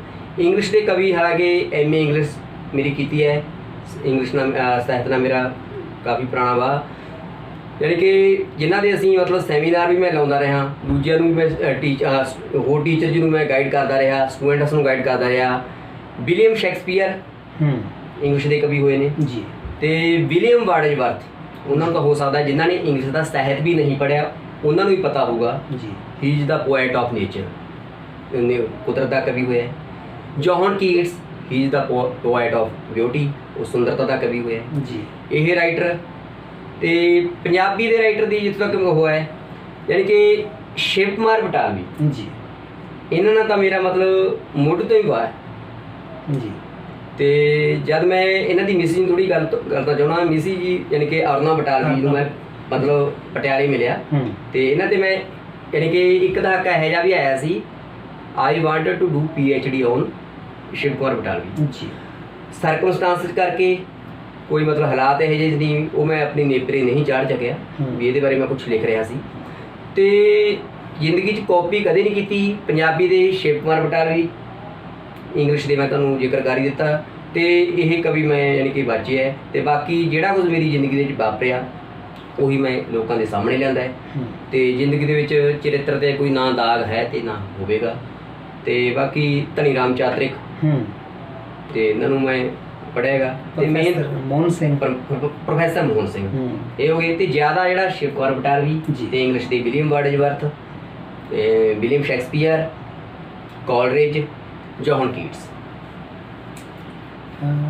ਬਹੁਤ ਖੁਸ਼ੀ ਦੀ ਗੱਲ ਹੈ, ਤੁਸੀਂ ਕਾਫੀ ਲਿਟਰੇਚਰ ਜਿਹੜਾ ਘੋਖਿਆ ਪਰਖਿਆ ਵਿਚਾਰਿਆ ਸਾਰੇ ਨੂੰ ਹੈ ਜੀ। ਤੇ ਤੁਸੀਂ ਮਤਲਬ ਸ਼ਿਵ ਜੀਆਂ ਤੋਂ ਜ਼ਿਆਦਾ ਪ੍ਰਭਾਵਿਤ ਹੋਏ, ਸ਼ਿਵ ਬਟਾਲਵੀ ਜੀਆਂ ਤੋਂ। ਤੇ ਇਹਦੇ ਪਿੱਛੇ ਕੀ ਰੀਜ਼ਨ ਬਣਿਆ? ਤੁਹਾਡੀਆਂ ਕਵਿਤਾਵਾਂ ਦੇ ਵਿੱਚੋਂ ਵੀ, ਤੁਹਾਡੇ ਗੀਤਾਂ ਦੇ ਵਿੱਚੋਂ ਵੀ ਉਹਨਾਂ ਦਾ ਇੱਕ, ਮੈਨੂੰ ਲੱਗਦਾ ਵੀ ਉਹ ਸਰੂਪ ਹੈ ਜਿਹੜਾ ਉਹਨਾਂ ਦਾ ਝਲਕਦਾ। ਉਹ ਜਿਸ ਤਰ੍ਹਾਂ ਬੜਾ ਫੇਮਸ ਤੁਹਾਡਾ ਇੱਕ ਲਿਖਿਆ ਸੌਂਗ, ਮਿਲਿਆ ਨਾ ਚੰਨ ਕਦੇ ਵੀ ਚਕੋਰਾਂ ਨੂੰ, ਐਵੇਂ ਅਸਾਂ ਸੁਪਨਿਆਂ ਦਾ ਮਹਿਲ ਸਜਾ ਲਿਆ। ਤੇ ਉਹ ਬੜਾ ਪਿਆਰਾ ਫੇਮਸ ਵੀ ਹੋਇਆ ਤੇ ਚੱਲਿਆ ਵੀ, ਨੌਜਵਾਨ ਪਨੀਰੀ ਨੇ ਨੂੰ ਬੜਾ ਚਾਹ ਕੇ ਲਿਆ। ਉਹਦੇ ਪਿੱਛੇ ਕੀ ਰੀਜ਼ਨ ਬਣਿਆ ਵੀ ਤੁਸੀਂ ਸ਼ਿਵ ਬਟਾਲਵੀ ਨੂੰ ਇੰਨਾ ਫੋਲੋ ਕੀਤਾ ਜਾਂ ਉਹਨਾਂ ਦੇ ਪਦ ਚਿੰਨ੍ਹਾਂ 'ਤੇ ਚੱਲਣ ਦੀ ਕੋਸ਼ਿਸ਼ ਕੀਤੀ? ਇਹਦਾ ਕੀ ਕਾਰਨ ਬਣਿਆ? ਦੇਖੋ ਪਰਮਜੀਤ ਜੀ, ਗੱਲ ਇਹ ਹੈ, ਦੇਖੋ ਪਹਿਲਾਂ ਕਹਿਣ ਦਾ ਮਤਲਬ ਕਿਸੇ ਕਵੀ ਦਾ ਜੀ ਨਿੱਜੀ ਦਰਦ ਹੁੰਦਾ ਜੀ, ਉਸ ਤੋਂ ਬਾਅਦ ਇਹ ਲੋਕਾਂ ਦਾ ਦਰਦ ਬਣਦਾ ਜੀ। ਠੀਕ ਹੈ। ਜਿਹੜੇ ਕਹਿੰਦੇ ਆ ਵੀ ਇਹ ਪਹਿਲਾਂ ਹੋਰਾਂ ਦਾ ਦਰਦ ਹੁੰਦਾ ਹੈ ਫਿਰ ਨਿੱਜੀ ਦਰਦ ਬਣਦਾ, according to me it is wrong. ਮੇਰੇ ਮੁਤਾਬਕ ਇਹ ਗਲਤ ਹੈ, ਕਿਉਂਕਿ ਮੈਂ ਤੁਹਾਨੂੰ ਪਹਿਲੇ ਜ਼ਿਕਰ ਕਰ ਚੁੱਕਿਆ ਵੀ ਜਿਹੜਾ ਮੇਰੀ ਜ਼ਿੰਦਗੀ ਦੇ ਵਿੱਚ ਕੁਝ ਵਾਪਰਿਆ ਤੇ ਉਹੀ ਮੈਂ ਲਿਖ ਦਿੱਤਾ ਜੀ। ਪਹਿਲਾਂ ਮੈਂ ਕਲਪਨਾ ਦੇ ਵਿੱਚ ਕੁਝ ਲਿਖਦਾ ਸੀ ਤੇ ਹੁਣ ਹਕੀਕਤ ਦੇ ਵਿੱਚ। ਤੇ ਬਾਕੀ ਹੋਰ ਜਿੱਥੇ ਤੁਸੀਂ ਇਹ ਗੱਲ ਮੈਨੂੰ ਕੁਐਸਚਨ ਪੁੱਟ ਕੀਤਾ ਹੈ ਵੀ ਕੀ ਰੀਜ਼ਨ ਹੈ, ਦੇਖੋ ਦੋ ਤਰ੍ਹਾਂ ਦਾ, ਦੇਖੋ ਪਰਮਜੀਤ ਜੀ, ਲਵ ਹੁੰਦਾ ਹੈ, ਯਾਨੀ ਕਿ ਮੈਂ ਮੁਹੱਬਤ ਇਸ਼ਕ ਨੂੰ ਖੁਦਾ ਦਾ ਰੂਪ ਦਿੰਦਾ, ਠੀਕ ਹੈ ਨਾ। ਮੇਰੀ ਇੱਕ ਪੋਇਮ 'ਚ ਵੀ ਲਿਖਿਆ ਹੋਇਆ, ਆਪਣੇ ਯਾਰ ਨੂੰ ਹੀ ਮੰਨ ਬੈਠੇ ਪੀਰ, ਭੁੱਲ ਕੇ ਵੀ ਹੈ ਖੁਦਾ ਉਹ ਮੈਥੋਂ ਹੋਵੇ ਨਾ ਦੂਰ, ਮੈਂ ਉਹਦੀ ਸਾਰੀ ਜ਼ਿੰਦਗੀ ਨਿਭਾਵੇ ਉਹ ਮੇਰਾ ਸੀਰ। ਇਹ ਮੇਰੀ ਪੋਇਮ ਲਿਖੀ ਹੋਈ ਹੈ, ਠੀਕ ਹੈ। ਤੇ ਆਪਦੇ ਖੁਦਾ ਨੂੰ ਹੀ ਮੈਂ ਮਤਲਬ ਆਪਦੇ ਯਾਰ ਨੂੰ ਹੀ ਰੱਬ ਮੰਨਦਾ ਜੀ। ਤੇ ਦੋ ਤਰ੍ਹਾਂ ਦਾ ਲਵ ਹੁੰਦਾ ਹੈ, ਫਿਜ਼ੀਕਲ ਲਵ ਤੇ ਸਪਿਰਚੁਅਲ ਲਵ। ਤੇ ਮੈਂ ਜਿਹੜਾ ਸਪਿਰਚੁਅਲ ਲਵ ਨੂੰ ਜ਼ਿਆਦਾ ਤਰਜੀਹ ਦਿੰਦਾ ਫਿਜ਼ੀਕਲ ਲਵ ਦੀ ਬਜਾਏ, ਕਿਉਂਕਿ ਜੇ ਆਪਣਾ ਕਿਸੇ ਨਾਲ ਸਪਿਰਚੁਅਲ ਲਵ ਹੁੰਦਾ ਹੈ ਜੀ ਤੇ ਜਿਹੜੀ ਤੜਫ ਹੈ ਉਹ ਅੰਦਰੋਂ ਹੁੰਦੀ ਹੈ ਬਿਨਾਂ ਕਿਸੇ ਸਵਾਰਥ ਤੋਂ। ਇਸ ਕਰਕੇ ਮੈਂ ਸਾਰੇ ਦਰਸ਼ਕਾਂ ਨੂੰ ਤੁਹਾਨੂੰ ਦੱਸਣਾ ਚਾਹੁੰਦਾ, ਲਾਈਫ ਦੇ ਵਿੱਚ ਜੋ ਵਾਪਰਿਆ ਜੀ ਉਹੀ ਮੈਂ ਲੋਕਾਂ ਦੇ ਸਾਹਮਣੇ ਲਿਆਂਦਾ, ਠੀਕ ਹੈ। There is no scar on my character, ਤੇ ਕਰੈਕਟਰ 'ਤੇ ਕੋਈ ਦਾਗ ਹੈ ਨਹੀਂ ਤੇ ਨਾ ਹੋਊਗਾ। ਤੇ ਇਹੀ ਮੇਰਾ ਕਾਰਨ ਸੀ ਵੀ ਮੈਂ ਆਪਣੀਆਂ ਜਿਹੜੀਆਂ ਮੇਰੇ ਨਿੱਜੀ ਦਰਦ ਨੇ ਉਹਨਾਂ ਨੂੰ ਲੋਕਾਂ ਦੇ ਸਾਹਮਣੇ ਲਿਆਵਾਂ, ਠੀਕ ਹੈ। ਤੁਸੀਂ ਆਪਣੇ ਨਿੱਜੀ ਦਰਦਾਂ ਨੂੰ ਸਮਾਜ ਦੇ ਵਿੱਚ ਦਿੱਤਾ, ਆਪਣੀਆਂ ਕਵਿਤਾਵਾਂ ਰਾਹੀਂ, ਆਪਣੇ ਗੀਤਾਂ ਰਾਹੀਂ, ਆਪਣੀਆਂ ਰਚਨਾਵਾਂ ਰਾਹੀਂ। ਤੇ ਜ਼ਿਆਦਾਤਰ ਤੁਸੀਂ ਵਿਰਹੋ ਦੀਆਂ ਰਚਨਾਵਾਂ ਨੇ ਜਿਹੜੀਆਂ ਉਹ ਜ਼ਿਆਦਾ ਸਿਰਜੀਆਂ ਨੇ। ਜਿਸ ਤਰ੍ਹਾਂ ਸ਼ਿਵ ਜੀ ਨੂੰ ਤਾਂ ਵਿਰਹੋਂ ਦਾ ਸੁਲਤਾਨ ਕਿਹਾ ਗਿਆ, ਤੇ ਤੁਹਾਡੇ ਸ਼ਾਇਦ ਇਹ ਗੱਲ ਧਿਆਨ 'ਚ ਨਾ ਹੋਵੇ ਤੇ ਤੁਹਾਨੂੰ ਵੀ ਸਮਾਜ ਉਹਨਾਂ ਦਾ ਦੂਸਰਾ ਰੂਪ ਮੰਨ ਰਿਹਾ ਹੈ, ਕਿਉਂਕਿ ਤੁਸੀਂ ਉਹਨਾਂ ਦੇ ਪਦ ਚਿੰਨ੍ਹਾਂ 'ਤੇ ਚੱਲ ਰਹੇ ਹੋ। ਜਿਵੇਂ ਉਹਨਾਂ ਨੇ ਵੀ ਆਪਣੇ ਨਾਮ ਨਾਲ ਆਪਣੇ ਪਿੰਡ ਦਾ, ਸ਼ਹਿਰ ਦਾ ਨਾਮ ਸ਼ਿਵ ਬਟਾਲਵੀ ਲਾਇਆ, ਤੇ ਤੁਸੀਂ ਵੀ ਆਪਣੇ ਨਾਮ ਨਾਲ ਸੁਰੇਸ਼ ਹੰਡਿਆਲਵੀ ਲਾਇਆ। ਸੋ ਇਸੇ ਕਰਕੇ ਉਹਨਾਂ ਦੇ ਪਦ ਚਿੰਨ੍ਹਾਂ 'ਤੇ ਚੱਲਣ ਦਾ ਕਾਰਨ ਉਹ ਸਮਾਜ ਨੇ ਪ੍ਰਵਾਨ ਵੀ ਕੀਤਾ ਤੁਹਾਨੂੰ। ਸੋ ਇਸ ਕਰਕੇ ਮੈਂ ਤੁਹਾਡੀ ਗੱਲ ਵਿਚਕਾਰ ਹੈ ਜੀ। ਤੇ ਤੁਸੀਂ ਮੈਨੂੰ ਸ਼ਿਵ ਕੁਮਾਰ ਬਟਾਲਵੀ ਨਾਲ ਕੰਪੇਅਰ ਕੀਤਾ ਜੀ। ਇਹ ਦਰਸ਼ਕਾਂ ਦਾ, ਤੁਹਾਡਾ ਤੇ ਮੇਰੇ ਸ਼ੁਭ ਚਿੰਤਕਾਂ ਦਾ ਬੜੱਪਣ ਹੈ ਜੀ। ਪਰੰਤੂ ਇੱਕ ਗੱਲ ਜ਼ਰੂਰ ਕਹਿਣੀ ਚਾਹੁੰਦਾ, ਸ਼ਿਵ ਕੁਮਾਰ ਬਟਾਲਵੀ ਬਹੁਤ ਹੀ ਮਹਾਨ ਹੋਏ ਹੈ, ਉਹਨਾਂ ਵਰਗੇ ਨਾ ਆਪਣੇ ਕੋਲੇ ਬਿੰਬ ਅਲੰਕਾਰ ਨੇ, ਪਰੰਤੂ ਜਿਹੜਾ ਦਰਦ ਹੈ ਜੀ ਉਹ ਜ਼ਰੂਰ ਆਪਣੇ, ਤੇ ਉਹ ਕਿਸੇ ਦਾ ਕੋਈ ਉਦਾਹਰਨ ਨਹੀਂ, ਇਹਦੇ ਵਿੱਚ ਕਹਿਣ 'ਚ ਕੋਈ ਅਤਕਥਨੀ ਨਹੀਂ ਹੈਗੀ। ਹਾਂਜੀ, ਤੁਸੀਂ ਆਪਣੀ ਕੋਈ ਰਚਨਾ ਦੀਆਂ ਦੋ ਲਾਈਨਾਂ ਜਿਹੜੀਆਂ ਮਤਲਬ ਤੁਸੀਂ ਸਮਝਦੇ ਹੋ ਵੀ ਇਹ ਸ਼ਿਵ ਦੇ ਨਾਲ ਮੇਲ ਖਾ ਰਹੀਆਂ ਨੇ, ਜੋ ਉਹਨਾਂ ਦਾ ਦਰਦ ਸੀ ਉਹੀ ਤੁਹਾਡੀ ਰਚਨਾ ਦੇ ਵਿੱਚ ਦਰਦ ਹੈ, ਦੋ ਸ਼ਬਦ ਕੇਵਲ ਕੋਈ ਉਹ ਤੁਹਾਡੀ ਆਪਣੀ ਰਚਨਾ ਲਿਖੀ ਹੋਈ? ਦੇਖੋ ਪਰਮਜੀਤ ਜੀ, ਇੱਕ ਤਾਂ ਮੇਰਾ ਸੌਂਗ ਆਇਆ ਸੀ, ਮਿਲਿਆ ਨਾ ਚੰਨ ਕਦੇ ਵੀ ਚਕੋਰਾਂ ਨੂੰ, ਐਵੇਂ ਅਸੀਂ ਸੁਪਨਿਆਂ ਦਾ ਮਹਿਲ ਬਣਾ ਲਿਆ ਜੀ, ਇਹ ਗੀਤ ਤਾਂ ਸੁਣੀ ਹੈ। ਇੱਕ ਮੇਰੀ ਹੋਰ ਰਚਨਾ ਹੈ, ਜਾਣੀ ਕਿ ਜਿਹਨੂੰ ਆਪਾਂ ਸ਼ਾਹਕਾਰ ਰਚਨਾ ਕਹਿ ਲਈ ਜੀ, ਉਹਦੇ 'ਚ ਮਤਲਬ ਹੈਗਾ ਸੀ, ਭਾਵੇਂ ਇਸ ਜ਼ਿੰਦਗੀ 'ਚ ਹੋਏ ਹਾਂ ਬੇਹਾਲ ਜੀ, ਭਾਵੇਂ ਇਸ ਜ਼ਿੰਦਗੀ 'ਚ ਹੋਏ ਹਾਂ ਬੇਹਾਲ, ਰਹੂਗਾ ਸੁਰੇਸ਼ ਨੂੰ ਤੇਰਾ ਹੀ ਖਿਆਲ, ਹੰਝੂ ਹੋ ਕੇ ਗਮ ਖਾਣੇ ਪੀਨੇ ਆ, ਹੰਝੂ ਹੋ ਕੇ ਗਮ ਖਾਣੇ ਪੀਨੇ ਆ, ਬਸ ਇੱਕੋ ਵਾਸਤੇ ਜਿਉਂਦੇ ਜਾਂਦੇ ਆ, ਪਿੰਡ ਹੰਡਿਆਏ 'ਚ ਸਰਾਵਾਂ ਵਾਲਾ ਚੌਂਕ, ਪਿੰਡ ਹੰਡਿਆਏ 'ਚ ਸਰਾਵਾਂ ਵਾਲਾ ਚੌਂਕ, ਖੋਰੇ ਕਦੇ ਕਰ ਜੇ ਆਵਾਜ਼ ਚੰਦਰੀ, ਟਸ ਟਸ ਕਰਦੇ ਜ਼ਖਮ ਜਾਰਾਂ ਦੀ, ਦਰਦਾਂ ਦੀ ਛੱਡ ਗਈ ਆਜ਼ਾਦ ਚੰਦਰੀ। ਇਹ ਗੀਤ ਤੇ ਸੁਪਨਿਆਂ ਦਾ ਮਹਿਲ ਜੀ, ਠੀਕ ਹੈ ਨਾ। ਉਹਦੇ 'ਚ ਮੇਰਾ ਇੱਕ ਸੁਪਨਿਆਂ ਦੇ ਮਹਿਲ 'ਚ ਇੱਕ ਮੇਰਾ ਮਤਲਬ ਅੰਤਰਾ ਆਉਂਦਾ ਹੈ, ਜੀ ਤੁਰ ਜਾਣਾ ਉੱਥੇ ਜਿੱਥੋਂ ਆਵੇ ਨਾ ਕੋਈ ਜਾ ਕੇ, ਜੀ ਰਾਖ ਸੇਵੇ ਦੀ ਪਰੋਲ ਮੈਨੂੰ ਭਾਲੇਂਗੀ ਤੂੰ ਆ ਕੇ, ਹੂੰ ਨਾ ਜਾਵਾਂਗੇ ਭੁੱਲ ਤੈਨੂੰ ਕਬਰਾਂ 'ਚ ਜਾ ਕੇ, ਹੂੰ ਦਰਦਾਂ ਨੂੰ ਜ਼ਿੰਦਗੀ ਦੇ ਪੱਲੇ ਪਾਲਿਆ, ਮਿਲਿਆ ਨਾ ਚੰਨ ਕਦੇ ਵੀ ਚਕੂਰਾਂ ਨੂੰ, ਐਵੇਂ ਅਸੀਂ ਸੁਪਨਿਆਂ ਦਾ ਮਹਿਲ ਬਣਾਇਆ। ਵਾਹ ਇਹ ਤੁਹਾਨੂੰ ਪਤਾ ਹੀ ਹੈ, ਸਭ ਤੋਂ ਪਹਿਲਾ ਆਰਟੀਕਲ ਤੁਹਾਡੇ ਯਾਦ ਹੋਊ ਪੰਜਾਬੀ ਟ੍ਰਿਬਿਊਨ ਦੇ ਵਿੱਚ, ਜੀ ਇਹ ਤੋਂ ਤੁਸੀਂ ਲਾਇਆ ਸੀ ਮੇਰਾ, ਜੀ 2009-10 ਦੀ ਗੱਲ ਹੈ। ਤੇ ਉਸ ਤੋਂ ਬਾਅਦ ਮੇਰੇ ਆਰਟੀਕਲ ਤਾਂ ਪ੍ਰਮਾਤਮਾ ਦੀ ਕਿਰਪਾ ਨਾਲ, ਸ਼ੁਭ ਚਿੰਤਕਾਂ ਦੀ ਕਿਰਪਾ ਨਾਲ ਪ੍ਰਮਾਤਮਾ ਨੇ ਹੱਥ ਫੜ ਲਿਆ ਤੇ ਬਹੁਤ ਆਰਟੀਕਲ ਆ ਗਏ ਜਿਹੜੇ ਆਮ ਤੋਂ ਖਾਸ ਬਣਾ ਦਿੱਤਾ, ਯਾਨੀ ਕਿ ਫਰਸ਼ ਤੋਂ ਅਰਸ਼ ਤੱਕ ਪਹੁੰਚਾ ਦਿੱਤਾ। ਮੁਕਾਮ ਮਿਲ ਚੁੱਕਿਆ ਹੈ, ਮੰਜ਼ਿਲ ਦੀ ਅਜੇ ਭਾਲ ਕਰ ਰਹੇ ਹਾਂ। ਵਾਹ ਜੀ, ਬਹੁਤ ਪਿਆਰਾ, ਬਹੁਤ ਪਿਆਰਾ। ਬੜੇ ਪਿਆਰੇ ਤੁਹਾਡੇ ਰਚੇ ਹੋਏ ਸੌਂਗ ਦੀਆਂ ਇਹ ਲਾਈਨਾਂ, ਟਸ ਟਸ ਕਰਦੇ ਜ਼ਖਮ ਯਾਰਾਂ ਦੇ ਤੇ ਦਰਦਾਂ ਦੀ ਛੱਡ ਗਈ ਏ ਯਾਦ ਚੰਦਰੀ। ਉਹ ਸੱਚਮੁੱਚ ਐਸੀ ਪਿਆਰੀ ਯਾਦ ਜਿਹੜੀ ਤੁਹਾਡੇ ਜ਼ਿਹਨ 'ਚ ਘੁੰਮਦੀ ਹੈ ਅਜੇ ਤੱਕ ਵੀ, ਉਹ ਸੱਚਮੁੱਚ ਛੱਡ ਗਿਆ ਹੋਣਾ ਕੋਈ ਨਾ ਕੋਈ ਸੱਜਣ ਪੁਰਸ਼ ਕੋਈ ਐਸਾ, ਤੇ ਜਿਹਦੇ ਵਿਯੋਗ ਦੇ ਵਿੱਚ, ਜਿਹਦੀ ਵਿਰਹਾ ਦੇ ਵਿੱਚ ਤੁਸੀਂ ਤੜਫ ਰਹੇ ਹੋ ਜਾਂ ਰਚਨਾਵਾਂ ਸਿਰਜ ਰਹੇ ਹੋ, ਤੇ ਜਾਂ ਮਨ ਨੂੰ ਦਿਲਾਸੇ ਦਿੰਦੇ ਹੋ ਉਹ ਸਿਰਜਣਾ ਦੇ ਤਹਿਤ। ਤੇ ਅਗਲੀ ਤੁਹਾਨੂੰ ਮੈਂ ਪੁੱਛਾਂ ਇੱਕ ਕੁਐਸਚਨ, ਤੁਸੀਂ ਹੁਣ ਤੱਕ ਕਿੰਨੀਆਂ ਕੁ ਰਚਨਾਵਾਂ ਲਿਖ ਚੁੱਕੇ ਹੋ, ਤੇ ਜਾਂ ਜ਼ਿਆਦਾ ਤਕਰੀਬਨ ਵਿਰਹੋ ਦੀਆਂ ਹੀ ਨੇ ਜਾਂ ਕੋਈ ਹੋਰ ਵੀ ਸਬਜੈਕਟ ਟੱਚ ਕੀਤਾ ਕੋਈ ਥੋੜਾ? ਦੇਖੋ ਪਰਮਜੀਤ ਜੀ, ਹੁਣ ਤੱਕ ਮੈਂ ਯਾਨੀ ਕਿ ਇੱਕ ਮੇਰੀ ਉਹ ਤਾਂ ਮੈਂ ਅਲੱਗ ਜ਼ਿਕਰ ਕਰੂੰਗਾ, ਪੁਸਤਕ ਵੀ ਆ ਚੁੱਕੀ ਹੈ ਜੀ ਜੀ, ਤੇ ਹੁਣ ਤੱਕ ਮੈਂ ਕੁੱਲ ਮਿਲਾ ਕੇ ਪੁਸਤਕ ਦੀਆਂ ਤੇ ਹੁਣ ਤੱਕ 200 ਦੇ ਕਰੀਬ ਮੈਂ ਜਿਹੜੀਆਂ ਰਚਨਾਵਾਂ ਨੇ ਲਿਖ ਚੁੱਕਿਆ। ਅੱਛਾ ਜੀ, ਜਿਹਦੇ ਵਿੱਚ ਮੇਰੇ ਅਲੱਗ 80 ਕੁ ਗੀਤ ਨੇ। ਐ ਮੰਨ ਕੇ ਚੱਲੋ ਵੀ ਸੈਕੰਡ ਬੁੱਕ ਦਾ ਵੀ ਮਟੀਰੀਅਲ ਹੋਇਆ ਪਿਆ ਵੀ 280 ਗੀਤ ਇਹਨਾਂ ਨੂੰ ਲਾ ਕੇ ਮੈਂ ਰਚਨਾਵਾਂ ਲਿਖ ਚੁੱਕਿਆ। ਜਦੋਂ ਤੱਕ ਬਿਰਹਾ ਤੋਂ ਇਲਾਵਾ ਜੀ ਹੁਣ ਕਹਿਣ ਦਾ ਮਤਲਬ ਜਿਹੜਾ ਕਵੀ ਹੈ, ਲੇਖਕ ਹੈ, ਵੀ ਉਹ ਸਮਾਜ ਜਿਹੜਾ ਆਲੇ ਦੁਆਲੇ ਹੁੰਦਾ ਉਹਨਾਂ ਤੋਂ ਬਹੁਤ, ਉਸ ਤੋਂ ਬਹੁਤ ਪ੍ਰਭਾਵਿਤ ਹੁੰਦਾ। ਤੇ ਇਹਦਾ ਮਤਲਬ ਵੀ ਜ਼ਿਆਦਾ ਤਾਂ ਮੈਂ ਕਹਿਣ ਦਾ ਮਤਲਬ 90-95% ਬਿਰਹਾ ਹੀ ਹੈ, ਯਾਨੀ ਕਿ 5% ਜੇ ਆਪਾਂ ਕਰ ਲਈਏ ਤੇ ਮੈਂ ਸਮਾਜ ਨੂੰ ਸੇਧ ਦੇਣ ਵਾਲੇ ਜਿਵੇਂ ਭਰੂਣ ਹੱਤਿਆ ਦੇ ਗੀਤ, ਮੇਰਾ ਬਾਬਲ ਗੀਤ ਆਇਆ ਸੀ ਤੇ ਬਹੁਤ ਮਤਲਬ ਦਰਸ਼ਕਾਂ ਨੇ ਬਹੁਤ ਪਿਆਰ ਦਿੱਤਾ। ਟਾਹਣੀ ਨਾਲੋਂ ਤੋੜਨਾ ਮੈਨੂੰ, ਜੱਗ ਚੋਂ ਵਾਪਸ ਮੋੜਨਾ ਮੈਨੂੰ, ਇਹ ਗੀਤ ਤੇ ਬਹੁਤ ਦੀ ਕੋਰੀਓਗ੍ਰਾਫੀ। ਜ਼ਿੰਦਗੀ ਦਿਖਾ ਦੇ ਜੀ, ਜ਼ਿੰਦਗੀ ਦਿਖਾ ਦੇ ਤੇਰੇ ਵਾਸਤੇ ਮੈਂ ਪਾਵਾਂ, ਵੇ ਤੇਰੀ ਪੱਗ ਨੂੰ ਬਾਬਲਾ, ਤੇਰੀ ਪੱਗ ਨੂੰ ਦਾਗ ਨਾ ਲਾਵਾਂ। ਇਵੇਂ ਜ਼ਿਕਰ ਇੱਕ ਅਹਿਸਾਨ ਗੀਤ ਆਇਆ ਸੀ ਤੇ ਇਹ ਗੀਤਾਂ ਦੇ ਮੇਰੇ ਤੇ ਬਹੁਤ ਅਲੱਗ-ਅਲੱਗ ਸਕੂਲਾਂ ਦੇ ਵਿੱਚ ਕੋਰੀਓਗ੍ਰਾਫੀ ਹੋਈ।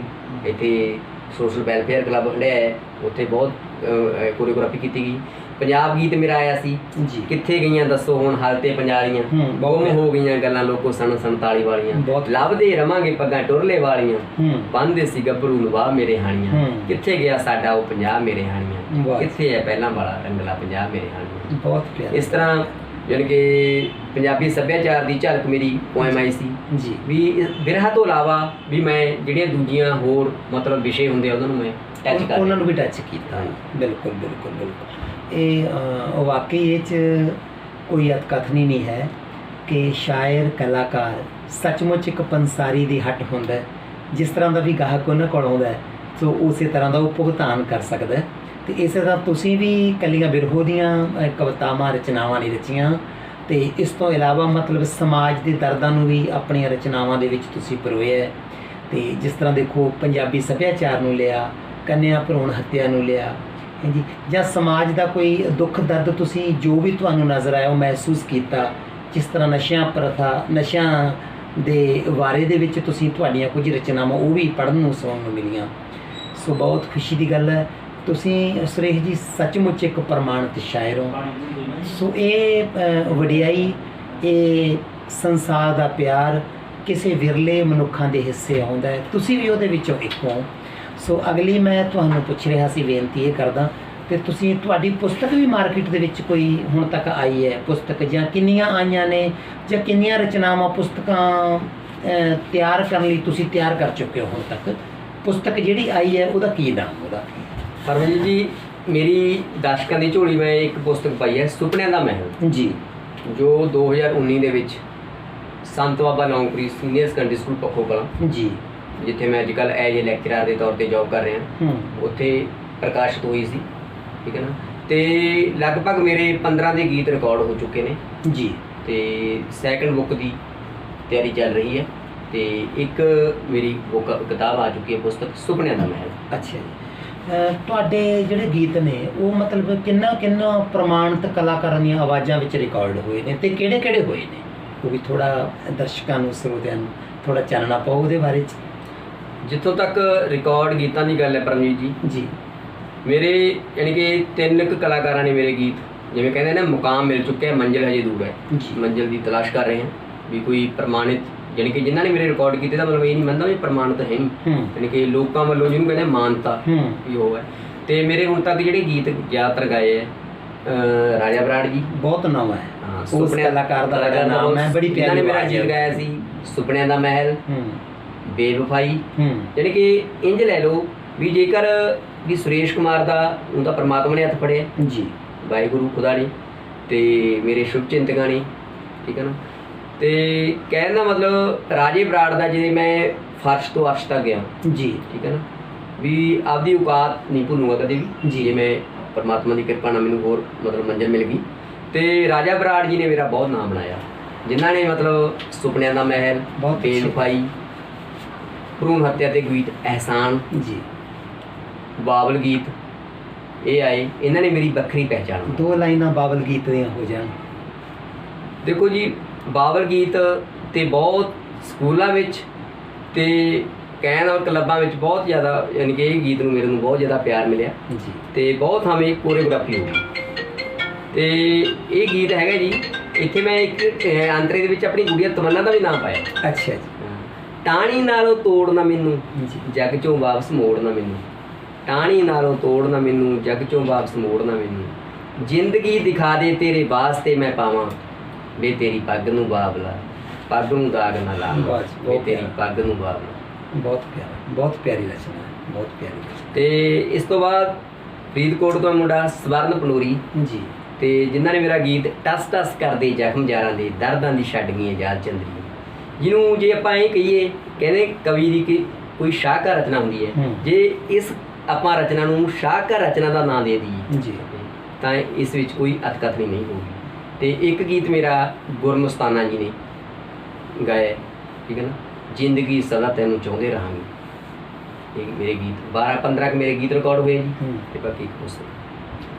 ਵਾਹ ਜੀ। ਤੁਸੀਂ ਜਿੱਥੇ ਬੜੇ ਅੱਛੇ ਸ਼ਾਇਰ ਹੋ, ਅੱਛੇ ਲੇਖਕ ਹੋ ਤੁਸੀਂ, ਤੇ ਬੜੀਆਂ ਪਿਆਰੀਆਂ ਰਚਨਾਵਾਂ, ਬੜਾ ਸਮਾਜ ਨੇ ਪਿਆਰ ਦਿੱਤਾ, ਸਰੋਤਿਆਂ ਨੇ ਭਰਪੂਰ ਹੁੰਗਾਰਾ ਦਿੱਤਾ ਤੁਹਾਡੀਆਂ ਰਚਨਾਵਾਂ ਨੂੰ, ਤੇ ਬੜੇ ਅੱਛੇ ਗਾਇਕਾਂ ਨੇ ਤੁਹਾਡੀਆਂ ਰਚਨਾਵਾਂ ਨੂੰ ਗਾਇਆ, ਤੁਹਾਡੀਆਂ ਲਿਖਤਾਂ ਨੂੰ ਗਾਇਆ। ਉੱਥੇ ਤੁਸੀਂ ਅੱਛੇ ਟੀਚਰ ਵੀ ਹੋ, ਇੰਗਲਿਸ਼ ਦੇ ਤੁਸੀਂ ਬੜੇ ਮਹਾਨ ਟੀਚਰ ਹੋ।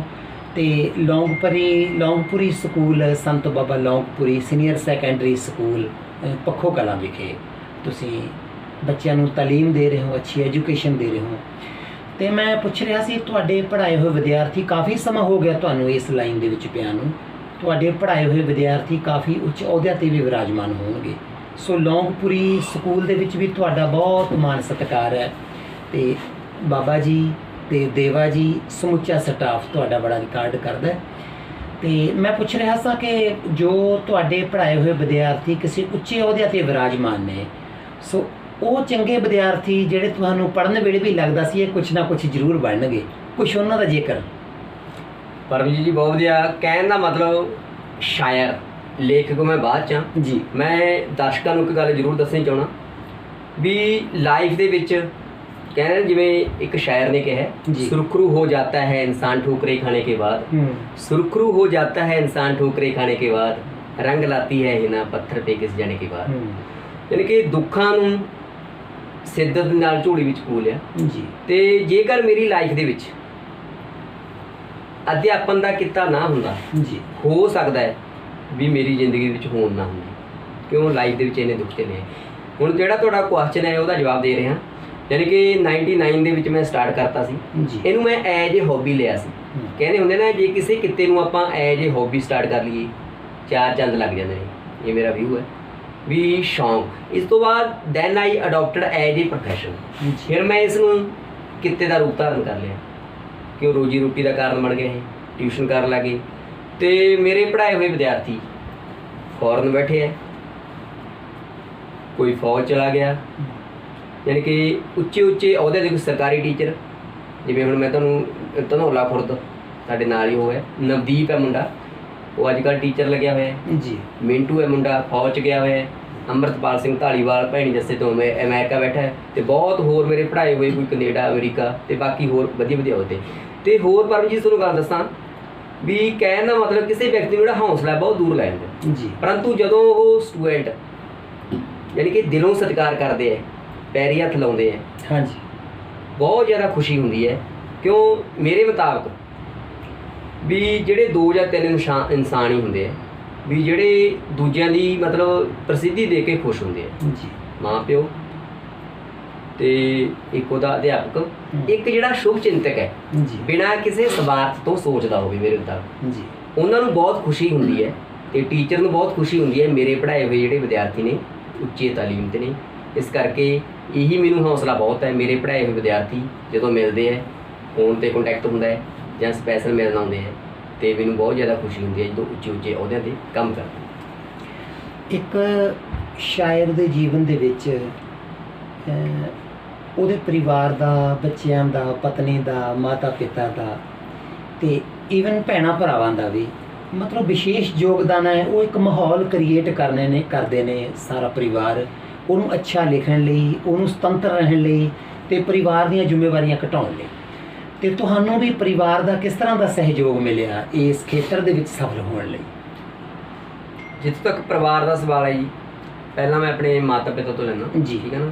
ਮੇਰੇ ਪਿਤਾ ਮਰਹੂਮ ਸ਼੍ਰੀ ਸਿੰਦਰਪਾਲ ਜੀ। ਜੀ ਦੇਖੋ ਮੇਰਾ ਜਦ ਕੋਈ ਵੀ ਮਤਲਬ ਗੀਤ ਟੀਵੀ ਤੇ ਆਉਣਾ, ਜੇ 2014 ਦੇ ਵਿੱਚ ਮੈਂ ਤੁਹਾਡੇ ਨਾਲ ਗੱਲ ਸ਼ੇਅਰ ਕਰ ਰਿਹਾ, ਹਾਂਜੀ, ਤੇ ਮੇਰਾ ਗੀਤ ਆਉਣਾ ਸੀ ਮੇਲਾ ਮੇਲੀਆਂ ਦਾ ਪ੍ਰੋਗਰਾਮ। ਜੀ ਨਿਰਮਲ ਸਿੰਘ ਸਾਦਾਵਾਲੀਆ ਜੀ ਪ੍ਰੋਗਰਾਮ ਪੇਸ਼ ਕਰਦੇ ਸੀ, ਤੇ ਉਹ 'ਚ ਮੇਰਾ ਪੰਜਾਬ ਗੀਤ ਆਉਣਾ ਸੀ, ਜਿਹਨੂੰ ਆਪਾਂ ਸੁਪਨਿਆਂ ਦਾ ਮਹਿਲ ਦੇ ਵਿੱਚ ਪੰਜਾਬ ਦਾ ਦਰਦ ਟਾਈਟਲ ਦੇ ਹੇਠ ਆਪਾਂ ਇਹਨੂੰ ਮਤਲਬ ਲਿਖਿਆ ਕਰਿਆਗਾ। ਠੀਕ ਹੈ। ਰੰਗਲਾ ਪੰਜਾਬ ਗੀਤ। ਤੇ ਜਦ ਮੈਂ ਪਤਾ ਲੱਗ ਗਿਆ ਵੀ ਅੱਜ ਗੀਤ ਆ ਰਿਹਾ, 7:30 ਜਾਂ 8 ਵਜੇ ਪ੍ਰੋਗਰਾਮ ਚੱਲਣਾ ਹੁੰਦਾ ਸੀ, ਠੀਕ ਹੈ ਨਾ। ਮੇਰੇ ਫਾਦਰ ਸਾਹਿਬ ਨੇ ਸਾਰੇ ਜਿਹੜੇ ਉਹਦੇ ਡਿਪਾਰਟਮੈਂਟ ਮਹਿਕਮੇ ਦੇ ਵਿੱਚ ਲੱਗੇ ਹੋਏ ਸੀ, ਉਹਨਾਂ ਨੂੰ ਫੋਨ ਕਰਤਾ ਜੀ ਮੇਰੇ ਬੇਟੇ ਦਾ ਗੀਤ ਆ ਰਿਹਾ ਜੀ। ਮੇਲੇ ਯਾਨੀ ਕਿ ਉਹ ਮੇਰਾ ਗੀਤ ਸੀ ਜਿਹੜਾ ਕਿੱਥੇ ਗਿਆ ਸਾਡਾ ਉਹ ਪੰਜਾਬ ਮੇਰੇ ਹਾਣੀ, ਪਹਿਲਾਂ ਮੈਂ ਜ਼ਿਕਰ ਕਰ ਚੁੱਕਿਆ। ਤੇ ਕੋਈ ਅਖਬਾਰ ਦੇ ਵਿੱਚ ਆਰਟੀਕਲ ਆਉਣਾ, ਉਹਦੇ ਵਿੱਚ ਬਹੁਤ ਜ਼ਿਆਦਾ ਮਤਲਬ ਖੁਸ਼ੀ ਹੋਣੀ ਉਹਨਾਂ ਨੂੰ, ਉਹ ਸੀ। ਤੇ ਇਸ ਤੋਂ ਬਾਅਦ ਜਦੋਂ ਤੱਕ ਮੇਰੀ ਪਤਨੀ ਦਾ ਸਵਾਲ ਹੈ ਜੀ, ਮੇਰੇ ਲਾਈਫ ਪਾਰਟਨਰ ਸੁਖਜੀਤ, ਤੇ ਜਦ ਕੋਈ ਅਖਬਾਰ ਦੇ ਵਿੱਚ ਆਰਟੀਕਲ ਆਉਂਦਾ, ਇਸ ਤਰ੍ਹਾਂ ਟੀਵੀ ਆਉਂਦਾ, ਟੀਵੀ ਦੇ ਗੀਤ ਆਉਂਦਾ, ਜਾਂ ਮੇਰਾ YouTube ਚੈਨਲ ਹੈ, YouTube ਚੈਨਲ 'ਤੇ ਲੋਕਾਂ ਵੱਲੋਂ ਰਿਸਪੌਂਸ ਮਿਲਦਾ ਵਧੀਆ ਵੀ ਆ ਤੁਸੀਂ ਵਧੀਆ ਕੀਤਾ, ਜਿਵੇਂ ਬਾਬਲ ਗੀਤ ਨੂੰ, ਅਹਿਸਾਨ ਗੀਤ ਨੂੰ ਮੇਰੇ ਨੂੰ ਬਹੁਤ ਵਧੀਆ, ਤੇ ਸੱਭਿਆਚਾਰ ਦੀ ਝਲਕ ਪੋਇਮ ਇਹਨੂੰ ਵਧੀਆ ਰਿਸਪੌਂਸ ਮਿਲਿਆ, ਜਾਂ ਮੈਂ ਹੋਰ ਵਾਰਤਕ ਪਾਉਂਦਾ ਰਹਿਣਾ।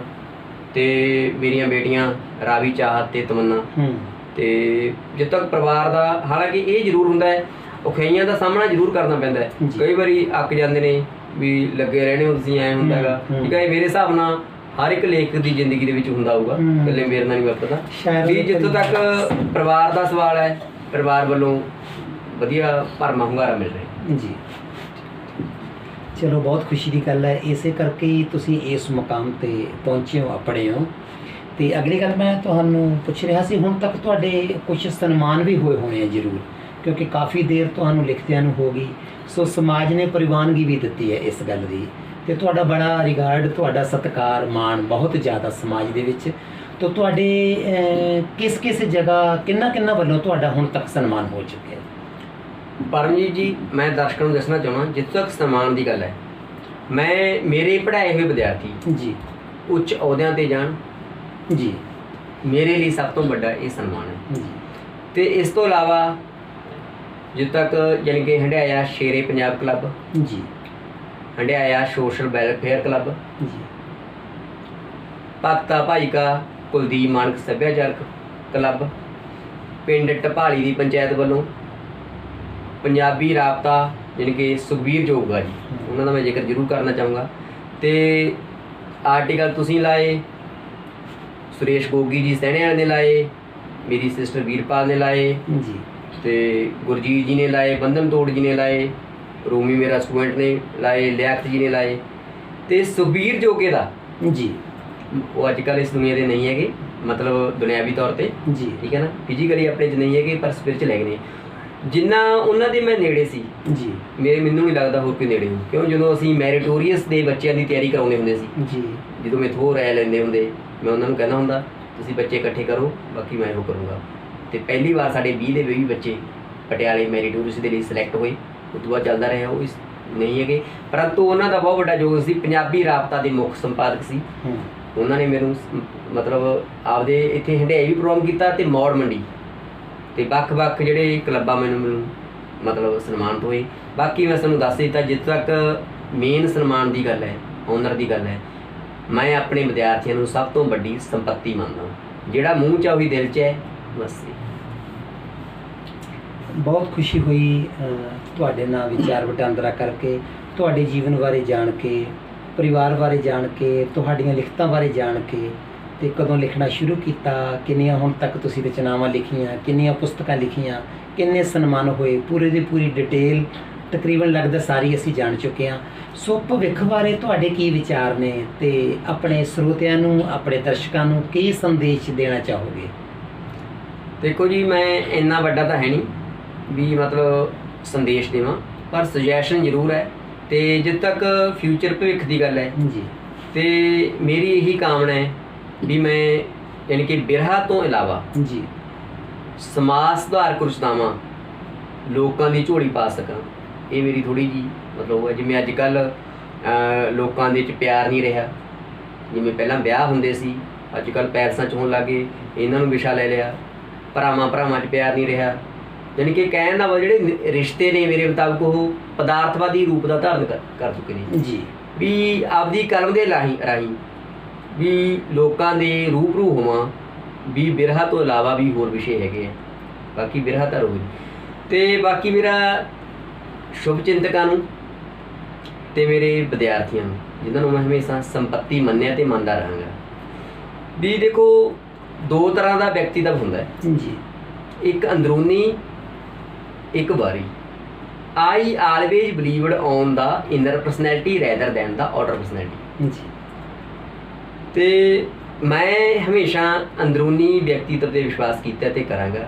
ਤੇ ਮੇਰੀ ਸਾਰਿਆਂ ਨੂੰ ਇਹੀ ਗੁਜ਼ਾਰਿਸ਼ ਹੈ, ਮੇਰਾ ਸੰਦੇਸ਼ ਲਾ ਲਓ, ਠੀਕ ਹੈ ਨਾ, ਵੀ ਹਮੇਸ਼ਾ ਜਿਹੜੀ ਬਾਹਰੀ ਦਿੱਖ ਹੈ ਉਹ ਥੋੜ੍ਹੇ ਸਮੇਂ ਦੀ ਹੁੰਦੀ ਹੈ। ਜੇ ਆਪਾਂ ਇੱਕ ਗੱਲ ਜ਼ਰੂਰ ਕਹਿਣਾ ਚਾਹੁੰਦੇ ਹਾਂ, ਜੇ ਆਪਾਂ ਥੋੜ੍ਹੇ ਸਮੇਂ ਲਈ ਕਿਸੇ ਵਿਅਕਤੀ ਨਾਲ ਰਹਿਣਾ, ਆਪਣੀ ਜਿਹੜੀ ਆਊਟਰ ਪਰਸਨੈਲਿਟੀ ਹੈ ਇਹ ਕੰਮ ਕਰਦੀ ਹੈ, ਪਰੰਤੂ ਲੰਬੇ ਸਮੇਂ ਦੇ ਲਈ ਜੀ ਆਪਣੀ ਜਿਹੜੀ ਇਨਰ ਪਰਸਨੈਲਿਟੀ ਹੈ ਉਹੀ ਕਾਊਂਟ ਕਰਦੀ ਹੈ। ਕਿਸੇ ਵਿਅਕਤੀ ਦੀ ਜਿਹੜੀ ਪਹਿਚਾਣ ਹੈ ਮੇਰੇ ਮੁਤਾਬਕ ਉਹਦੇ ਪੈਸੇ ਕਰਕੇ, ਮਤਲਬ ਉਹਦੀ ਜਾਇਦਾਦ ਕਰਕੇ ਨਾ ਹੋਵੇ। ਕਿਸੇ ਵਿਅਕਤੀ ਦੀ ਪਹਿਚਾਣ there should be on the qualities, ਉਹਨਾਂ ਦੀ ਕੁਆਲਿਟੀ ਕਰਕੇ ਹੋਵੇ, ਤੇ ਜਿਹੜੀ ਪਹਿਚਾਣ ਹੈ ਇਹੀ ਹੁੰਦੀ ਹੈ।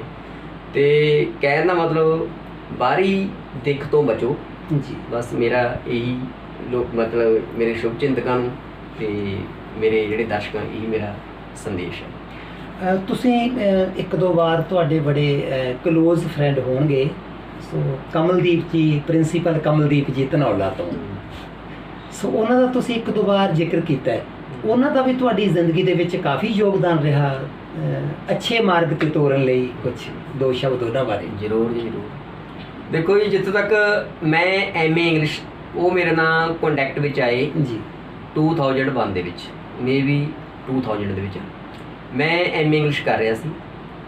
ਤੇ ਜਿੱਥੋਂ ਤੱਕ ਮੇਰੀ ਅਧਿਆਪਨ ਦੇ ਕਿੱਤੇ ਦੀ ਗੱਲ ਹੈ, ਠੀਕ ਹੈ ਨਾ, ਉਹਨਾਂ ਦਾ ਮੇਰੀ ਜ਼ਿੰਦਗੀ ਦੇ ਵਿੱਚ ਬਹੁਤ ਵੱਡਾ ਯੋਗਦਾਨ ਹੈ ਜੀ। ਜੇਕਰ ਅਧਿਆਪਨ ਦੇ ਕਿੱਤੇ ਦੇ ਵਿੱਚ ਮੇਰਾ ਅੱਜ ਯਾਨੀ ਕਿ ਮੇਰਾ ਲੇਖਣੀ ਦੇ ਵਿੱਚ ਦਾ ਬਾਅਦ ਦੇ ਵਿੱਚ ਨਾਂ ਬਣਿਆ, ਸਭ ਤੋਂ ਪਹਿਲਾਂ ਮੇਰਾ ਅਧਿਆਪਨ ਦਾ। ਤੁਹਾਨੂੰ ਗੱਲ ਹੋਰ ਦੱਸਾਂ, ਮੈਂ ਕੋਈ ਵਡਿਆਈ ਨਹੀਂ ਕਰ ਰਿਹਾ ਜੀ।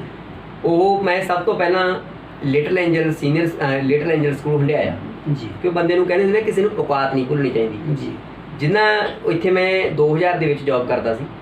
ਉਸ ਤੋਂ ਬਾਅਦ ਕਮਲਦੀਪ, ਮੈਂ MA ਕਰ ਰਿਹਾ ਸੀ, ਕਮਲਦੀਪ ਜੀ ਮੇਰੇ ਕੰਟੈਕਟ ਵਿੱਚ ਆਏ, ਠੀਕ ਹੈ ਨਾ, as a science lecturer the job ਕਰ ਰਹੇ ਸੀ ਕਾਲਜ ਜੀ।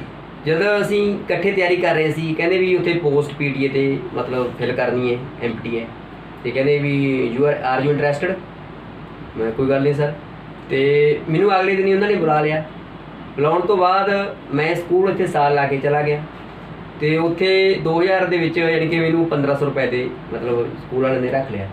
ਮੈਂ ਉੱਥੇ ਸਾਲ ਕੰਮ ਕੀਤਾ।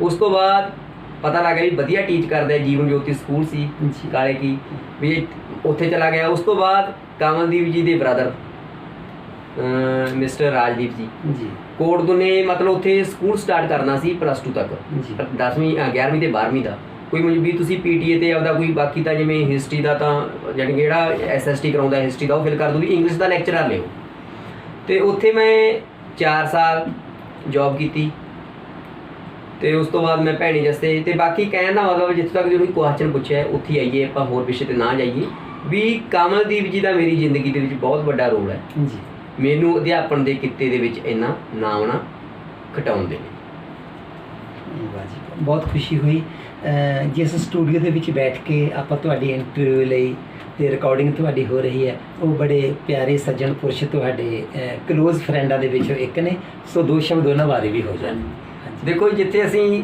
ਸਟੂਡੀਓ ਦੇ ਵਿੱਚ ਇੰਟਰਵਿਊ ਕੰਡਕਟ ਕਰ ਰਹੇ ਨੇ ਪਰਮ ਜੀ ਮੇਰੀ ਇਹ ਪ੍ਰੀਤ ਸਟੂਡੀਓ ਯਾਨੀ ਕਿ ਮੇਰਾ ਦੋਸਤ ਹੈ ਕੁਲਦੀਪ ਸਿੰਘ ਜੀ ਕਲਾਸ ਫੈਲੋ ਨੇ ਠੀਕ ਹੈ ਨਾ ਕਹਿਣ ਦਾ ਮਤਲਬ ਉਹਨਾਂ ਨੂੰ ਮੈਂ ਜਦੋਂ ਵੀ ਕੋਈ ਆਪਦੀ ਪਿਕ ਸੈਂਡ ਕਰਦੇ ਹਾਂ ਹਾਲਾਂਕਿ ਇਹ ਇੰਜ ਵੀ ਕਹਿ ਦਿੰਦੇ ਨੇ ਸੁਰੇਸ਼ ਜੀ ਤੁਹਾਨੂੰ ਇੱਥੇ ਆਉਣ ਦੀ ਲੋੜ ਨਹੀਂ ਠੀਕ ਹੈ ਤੁਸੀਂ ਮੋਬਾਈਲ 'ਚ ਸੈਂਡ ਕਰ ਦਿਓ ਜਾਂ ਮੈਂ ਆ ਜਾਣਾ ਮੈਂ ਐਡਿਟ ਕਰਕੇ ਆਪੇ ਦੂੰ ਜਿੰਨੀਆਂ ਮੇਰੇ ਮਤਲਬ ਰੂਮ ਦੇ ਵਿੱਚ ਡਰਾਇੰਗ ਰੂਮ ਦੇ ਵਿੱਚ ਮੇਰੇ ਆਰਟੀਕਲ ਲੱਗੇ ਹੋਏ ਹੈ ਜਿਹੜੇ ਮੇਰੇ ਕਰੇ ਹੋਏ ਮਤਲਬ ਲੈਮੀਨੇਸ਼ਨ ਕੀਤੇ ਹੋਏ ਹੈ ਉਹ ਇਹਨਾਂ ਦੀ ਬਦੌਲਤ ਹੈ ਮੇਰੀ ਜਿਹੜੀ ਪਹਿਲੀ ਪੁਸਤਕ ਸੁਪਨੇ ਦਾ ਮਹਿਲ ਆਇਆ ਸੀ ਮੈਡਮ ਸੁਰਿੰਦਰ ਕੌਰ ਜੀ ਨੇ ਮਤਲਬ ਮੇਰਾ ਉਹ ਪਰਚਾ ਪੜਿਆ ਸੀ ਸੁਰਿੰਦਰ ਕੌਰ ਜੀ ਰਸੀਆ ਧਨੌਲੇ ਵਾਲੇ ਉਹਨਾਂ ਨੇ ਮੇਰਾ ਪਰਚਾ ਪੜਿਆ ਸੀ ਉਹ ਵੀ ਮੈਂ ਇਹਨਾਂ ਤੋਂ ਹੀ ਕਰਵਾ ਰਿਹਾ ਪੂਰੀ ਵਧੀਆ ਤਰ੍ਹਾਂ ਨਾਲ ਐਡਿਟ ਕਰ ਰਹੇ ਨੇ ਤੇ ਇਹਨਾਂ ਨੂੰ ਮੈਂ ਕਦੋਂ ਮਰਜੀ ਰਾਤ ਨੂੰ 9 ਵਜੇ 10 ਵਜੇ ਜਾਂ ਕਦੋਂ ਵੀ ਕਹਿ ਦੇਵਾਂ ਜਦੋਂ ਇਹ ਪ੍ਰੋਗਰਾਮ 'ਚ ਹੁੰਦੇ ਨੇ ਮਤਲਬ ਕਿ ਬਿਜੀ ਜ਼ਿਆਦਾ ਰਹੇ ਇਹਨਾਂ ਨੇ ਬਹੁਤ ਨਾਮਣਾ ਖੱਟਿਆ ਇਸ ਲਾਈਨ ਦੇ ਵਿੱਚ ਬਹੁਤ ਵਧੀਆ ਤਰੀਕੇ ਨਾਲ ਐਡਿਟ ਵਗੈਰਾ ਕਰਦੇ ਆ ਇਹ ਮੈਨੂੰ ਫੋਨ ਕਰਕੇ ਜੇ ਨਹੀਂ ਅਟੈਂਡ ਹੁੰਦੀ ਮੈਨੂੰ ਫੋਨ ਕਰਕੇ ਕਹਿੰਦੇ ਨੇ ਸੁਰੇਸ਼ ਜੀ ਬਸ ਮੈਨੂੰ ਸੈਂਡ ਕਰ ਦੇ ਮੈਂ ਬਾਅਦ ਤੁਹਾਨੂੰ ਕਾਲ ਕਰੂੰਗਾ ਤੇ ਇਹ ਮੈਂ ਕਦੋਂ ਮਰਜੀ ਕਹਿ ਦਿਆਂ ਮੈਂ ਤੁਹਾਡੇ ਸਟੂਡੀਓ ਨੂੰ ਇਹ ਕੰਮ ਹੈ ਇਹਨਾਂ ਦਾ ਬਹੁਤ ਵੱਡਾ ਯੋਗਦਾਨ ਹੈ ਤੇ ਬਾਕੀ ਹੋਰ ਮੇਰੇ ਦੋਸਤ ਸਾਰੇ ਸ਼ੁਭਚਿੰਤਕਾਂ ਦਾ ਬਹੁਤ ਹੈ ਤੇ ਬਾਕੀ ਜ਼ਿੰਦਗੀ ਦੇ ਵਿੱਚ ਸ਼ੁਭਚਿੰਤਕ ਚਾਹੇ ਇੱਕ ਹੋਵੇ ਜੀ ਠੀਕ ਹੈ ਨਾ ਤੁਹਾਡੀ ਜਿਹੜਾ ਭਲਾਈ ਬਾਰੇ ਸੋਚਦਾ ਹੋਵੇ ਜ਼ਿੰਦਗੀ ਦੇ ਵਿੱਚ ਇਹੀ ਬਹੁਤ ਹੌਸਲਾ ਹੁੰਦਾ ਹੈ ਬਹੁਤ ਖੁਸ਼ੀ ਹੋਈ ਤੁਹਾਡੇ ਨਾਲ ਸਾਰੀਆਂ ਗੱਲਾਂ ਬਾਤਾਂ ਕਰਕੇ ਲੱਗਦਾ ਹੈ ਸਰੋਤਿਆਂ ਨੂੰ ਦਰਸ਼ਕਾਂ ਨੂੰ ਇਹ ਤੁਹਾਡੀ ਇੰਟਰਵਿਊ ਬਹੁਤ ਪਸੰਦ ਆਵੇਗੀ ਤੇ ਮੈਂ ਸੋਚਦਾ ਕੁਝ ਸਵਾਲ ਅਗਲੀ ਇੰਟਰਵਿਊ ਲਈ ਵੀ ਆਪਾਂ ਰੱਖ ਲਈਏ ਉਹ ਬੜਾ ਪਿਆਰਾ ਸ਼ੇਅਰ ਕਿਸੇ महान विद्वान ਦਾ उजाले अपनी यादों को हमारे साथ रहने दो ना जाने किस गली में ज़िंदगी की शाम हो जाए सो इस तरह मैं समझदा शाम होने तो पहला ਆਪਾਂ ਸਰੋਤਿਆਂ ਤੋਂ ਦਰਸ਼ਕਾਂ ਤੋਂ ਵਿਦਾਇਗੀ ਲਈਏ ਤਾਂ ਕਿ ਅਗਲੀ ਇੰਟਰਵਿਊ ਹੋਰ ਵੀ ਇਸ ਤੋਂ ਵੀ ਵੱਧ ਪਿਆਰੀ ਤੁਹਾਡੀ ਸੇਵਾ ਦੇ ਵਿੱਚ ਪੇਸ਼ ਕਰ ਸਕੀਏ ਤੇ ਇਹਨਾਂ ਸ਼ਬਦਾਂ ਦੇ ਨਾਲ ਤੁਹਾਡਾ ਸਾਰਿਆਂ ਦਾ ਬਹੁਤ ਬਹੁਤ ਧੰਨਵਾਦ ਖਾਸ ਕਰਕੇ ਸੁਰੇਸ਼ ਜੀ ਤੁਹਾਡਾ ਧੰਨਵਾਦ ਸ਼ੁਕਰੀਆ ਜੀ ਮਿਹਰਬਾਨੀ